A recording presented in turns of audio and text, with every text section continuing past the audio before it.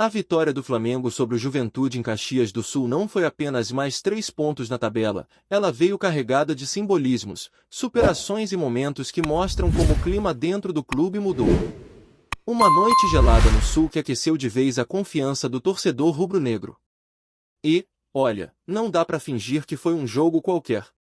Mesmo sendo contra o Juventude, um adversário que muitos ainda insistem em subestimar, o Flamengo conseguiu uma vitória que não vinha desde 1997. Sim, quase 30 anos sem ganhar lá. Isso não é pouca coisa.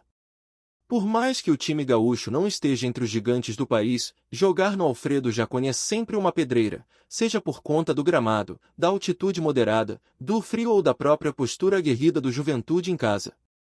E nesse contexto todo, o Flamengo mostrou maturidade, controle emocional e, principalmente, um comprometimento que tem feito a diferença rodada após rodada. Só que o jogo em si não é o único destaque. O que rolou nos bastidores, nas entrevistas e até nas entrelinhas, diz muito sobre o momento que o Flamengo vive. E aqui, não tem como não começar falando do Saul. Esse cara deu um verdadeiro exemplo de profissionalismo. Imagina só, a esposa dele deu à luz de madrugada, entre sexta e sábado. Era o momento mais especial da vida pessoal dele. E o que ele fez? No sábado, ainda com cheiro de recém-nascido na camisa, saiu direto do hospital pro treino. Pediu liberação, passou um tempo em casa, claro, com apoio do Felipe Luiz, que entendeu o momento, mas mesmo assim, no domingo, o cara estava no aeroporto antes do amanhecer, fez conexão em Campinas e chegou a tempo de estar em campo, vestindo o manto e dando assistência pro gol do Arrascaeta. Cara, isso é entrega. Isso é vestir a camisa de verdade. O cara abriu mão de um direito legal, que são 5 dias de licença paternidade, e fez questão de representar o Flamengo. E olha que não foi só participar, ele foi peça-chave no resultado. E essa assistência não foi só um passe. Foi a assinatura de quem sabe que estar no Flamengo é mais do que ser escalado. É viver o clube intensamente, entender a responsabilidade e ter orgulho de estar ali. O Saul mostrou que quando o jogador compra a ideia, quando ele entende o peso dessa camisa, o resultado aparece. E foi isso que o Flamengo fez ao tomar a atitude de liberar ele para ficar com a família, mas trazer ele no domingo, sem forçar nada, com sensibilidade. Resultado? 3 pontos na conta e um elenco cada vez mais unido. Agora, falando em união, não tem como ignorar o que o Arrascaeta falou após a partida. O uruguaio, que é um dos líderes técnicos do time, deixou claro que o grupo está fechado com o Felipe Luiz. A permanência do treinador, que recusou uma proposta para trabalhar no futebol europeu, foi vista como um gesto de lealdade. O próprio Arrasca disse que essa continuidade é essencial para o trabalho seguir evoluindo, algo que o clube há muito tempo não conseguia manter. E ele não disse isso só para agradar. Foi nítido que a fala vinha carregada de verdade, de quem sente que finalmente existe um projeto sério em andamento. Ele falou com alegria, com segurança, com aquela postura de quem enxerga um Flamengo competitivo, maduro e pronto para mais conquistas. O próprio Felipe Luiz, na coletiva, reforçou essa ideia de compromisso. Disse que receber uma proposta da Europa é sempre tentador, claro. Qualquer profissional do futebol sonha com esse tipo de oportunidade. Mas ele deixou claro que o momento era de seguir no Flamengo, que ele tem uma missão com esse grupo e que não iria abandonar esse barco agora. Isso é forte. Porque além da parte tática e técnica, o que segura um elenco em alto nível é esse tipo de liderança. E isso vem de alguém que tem história dentro do clube, que sabe o que é vestir essa camisa, que já venceu com ela e que agora, do lado de fora das 4 linhas, quer ajudar a construir ainda mais. Só que essa mentalidade vencedora não está só nas falas e nos bastidores. Ela aparece também dentro de campo. E um episódio que prova isso foi o que aconteceu entre Danilo e Samuel Lino. O Danilo, que é outro jogador experiente com perfil de liderança, não teve papas na língua. Depois do jogo, ele mesmo contou que puxou o Samuel Lino no canto e deu uma bronca daquelas. Não foi esculacho, não foi falta de respeito. Foi cobrança. Foi papo reto. Porque, segundo ele, o Samuel perdeu 2 bolas que não podia perder. Duas jogadas que, nas palavras do Danilo, um jogador do nível dele não pode deixar escapar. E ele foi além. Disse que se um dia ele próprio errar, o Samuel Lino tem todo o direito de fazer o mesmo. De cobrar. De chamar a atenção. E é assim que se constrói um elenco vencedor. Com franqueza, com cobrança interna e com a certeza de que ninguém está acomodado. Esse tipo de atitude mostra que existe algo diferente acontecendo no Flamengo. Não é aquele ambiente de zona de conforto. Não tem cadeira cativa. Tem disputa, tem cobrança, tem gente incomodada com erro. E isso é ótimo. Porque times campeões nascem assim. O Danilo falou com todas as letras: se ele errar de novo, eu vou cobrar. E se eu errar, ele pode me cobrar também. Isso é maturidade. Isso é espírito de grupo. Ninguém acima do clube, ninguém acima do objetivo coletivo. E, no fim das contas, essa postura dentro do vestiário é o que transborda pro campo. O Flamengo hoje vive um momento de reconstrução sólida. Não aquela reconstrução feita no desespero, na base da troca de técnico atrás de técnico, mas sim uma construção com base, com ideia, com filosofia. E a base dessa estrutura é o comprometimento. Seja do Saul que abriu mão da folga para estar em campo, seja do Felipe Luiz que recusou a Europa para continuar o trabalho, seja do Danilo que cobra seus companheiros sem medo de se queimar, seja do próprio Arrascaeta que se mostra engajado e satisfeito com o rumo do clube. Cada peça tem mostrado que entende o tamanho do que está sendo feito. Agora, é claro, tudo isso precisa continuar se provando nas partidas. O time já mostra consistência no Campeonato Brasileiro, tem 50 pontos em 22 partidas e ainda tem jogo atrasado. É um aproveitamento que impressiona. Ainda mais porque o Flamengo tem enfrentado adversários difíceis, tem vencido fora de casa, tem se mostrado forte defensivamente com mais variações ofensivas. E se conseguir manter essa pegada, pode sim brigar por todos os títulos em aberto. Mas não tem tempo para respirar. Já tem jogo duríssimo se aproximando. O duelo contra o Estudiantes de La Plata, pelas quartas de final da Libertadores, é o tipo de confronto que exige tudo. Técnica, tática, inteligência emocional, torcida jogando junto. E o Maracanã vai estar pulsando. Só que do outro lado tem um time argentino copeiro, acostumado a jogar esse tipo de partida. Ninguém no elenco do Flamengo está achando que vai ser fácil. Muito pelo contrário. A ideia é entrar com seriedade máxima, respeitar o adversário, mas também impor o ritmo, usar o fator casa e tentar construir uma vantagem pro jogo de volta. O mais importante é ver que o torcedor voltou a acreditar. Não só porque o time venceu mais uma, mas porque dá pra ver entrega, dá pra ver postura, dá pra ver uma mentalidade coletiva crescendo.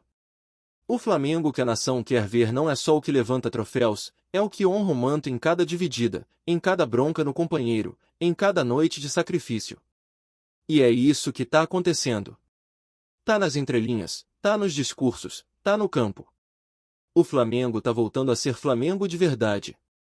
E se tem uma coisa que a história ensina é que o Flamengo cresce nos momentos decisivos.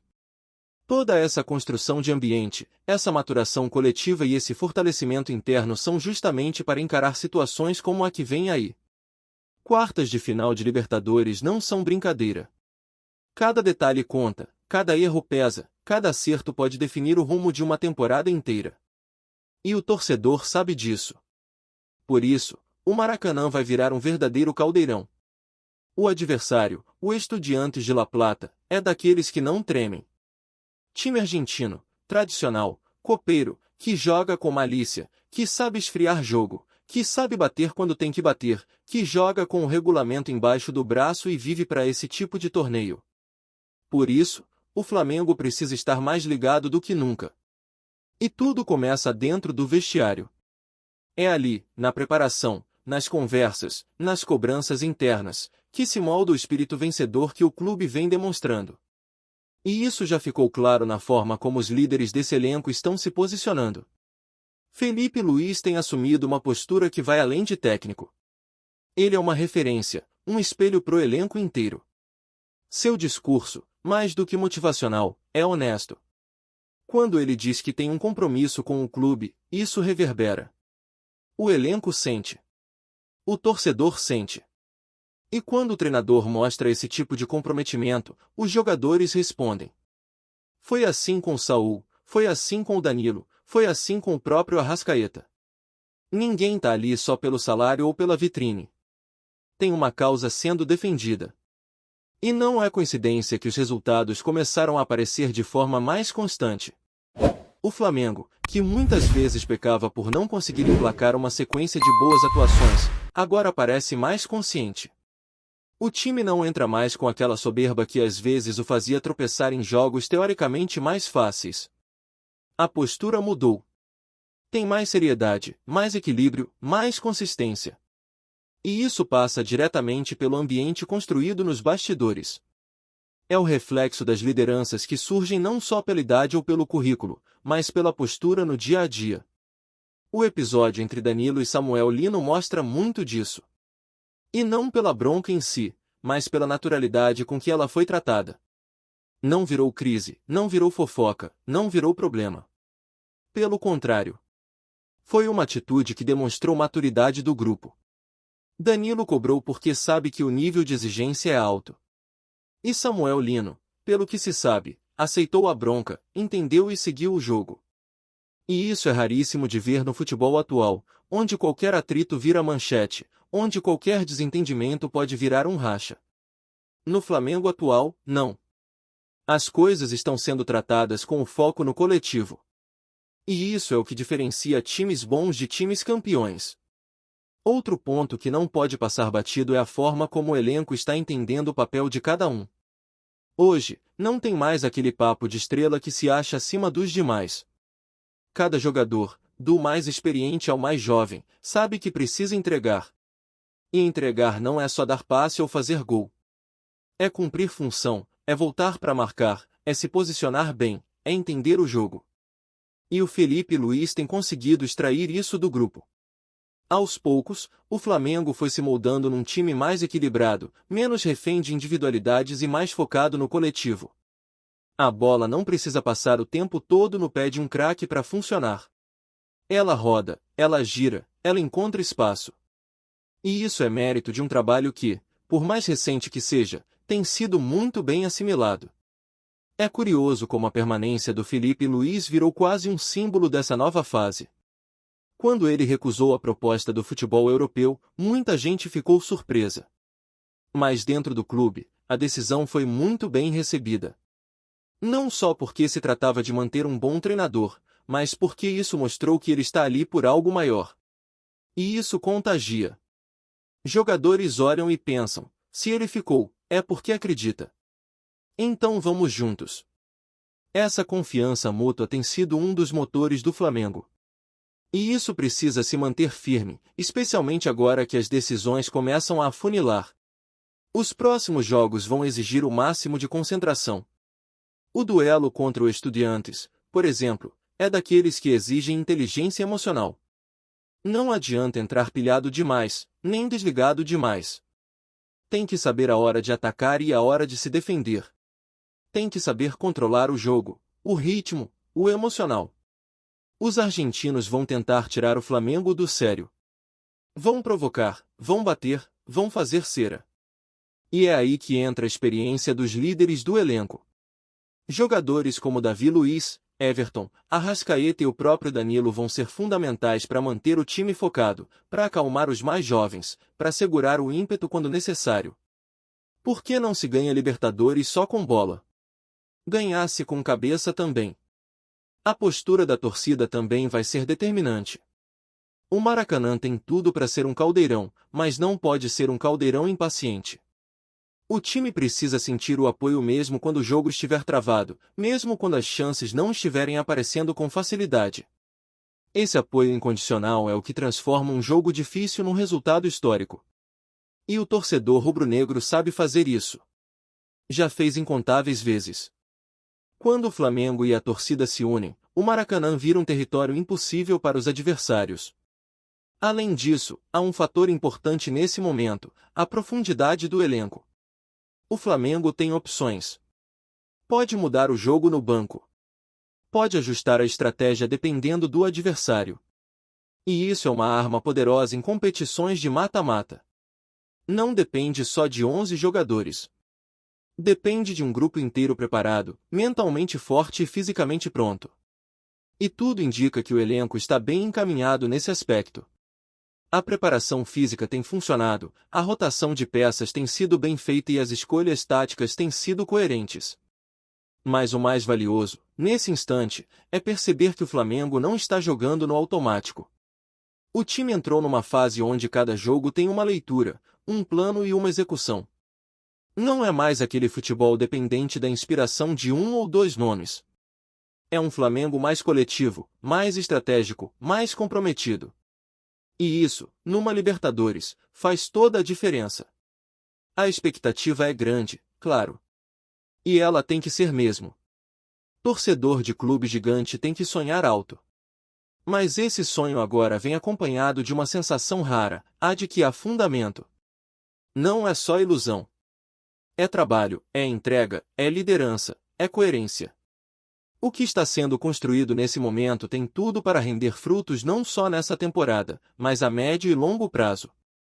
O Flamengo não quer ser campeão de forma esporádica. Quer criar uma cultura de vitórias, um ciclo vencedor duradouro. E essa mudança de mentalidade já está em curso. Tá curtindo o vídeo? Então deixa aquele like maroto, comenta aí o que tu tá achando e compartilha com os parceiros de arquibancada.